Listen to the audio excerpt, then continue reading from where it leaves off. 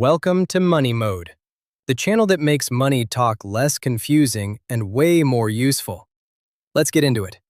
Imagine buying a flight, a laptop, or dinner for friends without touching a single dollar in your bank account right now. That's the promise of a credit card. But here's the twist. The same tool that can build your financial future can just as easily bury you in debt. So what separates a credit card master from a credit card victim? Let's break it down. First, understand what a credit card really is. It is not free money. It is a short-term loan from a bank wrapped in convenience. Every purchase you make is borrowed money, and the bank expects it back, usually within about a month before interest kicks in. That one word, interest, is where the story splits into two completely different paths. Path 1 is the tool. If you pay your full balance every single month, you use the bank's money for free. You get a grace period, often 20 to 25 days, where no interest is charged at all. During that window, your own cash stays in your account, possibly earning you interest or simply staying available for emergencies. Meanwhile, you are quietly building something valuable, your credit history. A strong credit score can later mean lower interest rates on a car loan, a mortgage, or even better terms when renting an apartment. Many cards also offer cash back, travel points, or purchase protection, essentially rewarding you for spending money you were already going to spend. Path 2 is the trap. Miss that full payment, and the math turns against you fast. Credit card interest rates often sit between 15 and 25% a year, far higher than most other loans. Worse, many people fall for the minimum payment illusion.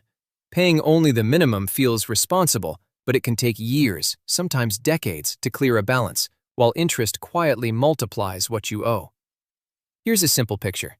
Say you spend $1,000 on a new laptop and only pay the minimum, around $25 a month. At a typical 20% interest rate, it could take you close to 5 years to pay it off, and you'd hand the bank several $100s extra just for the privilege of paying late.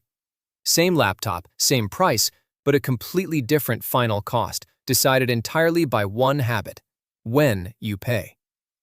So how do you stay firmly on the tool side of that line? Rule 1. Treat your credit limit as a boundary, not a target. Just because the bank offers you $5,000 does not mean you should spend it. A common guideline is to keep your usage under 30% of your limit at any given time. It protects your credit score and keeps your spending grounded in reality, not in what a bank thinks you can afford. Rule 2.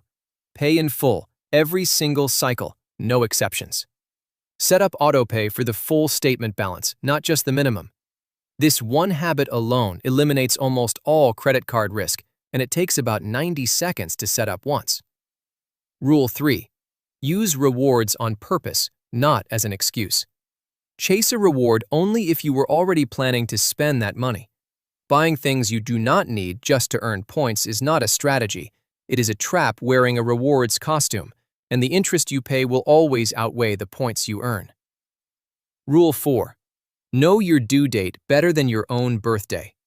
Late payments do not just trigger interest charges, they can also damage your credit score for years afterward, making future loans more expensive across the board. Rule 5. Read the fine print once. Seriously. Annual fees, foreign transaction fees, cash advance charges, and penalty interest rates vary wildly between cards. 10 minutes of reading the terms can save you hundreds of dollars every single year. And if you are just starting out, do not feel like credit cards are out of reach. Secured credit cards, backed by a small deposit you control, let beginners build a credit history safely, with far less risk of falling into debt while still learning the habits that matter. Think of a credit card like a kitchen knife. In skilled hands, it creates something valuable, a good meal, a well-built life. Used carelessly, it causes real damage.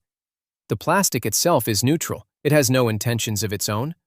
Your habits are what decide which story you end up living. This video is for general education only, not personal financial advice. Always consider your own situation or speak with a qualified professional before making financial decisions. If this helped you see credit cards a little differently, subscribe for more finance explainers that turn confusing money topics into simple, practical habits you can actually use.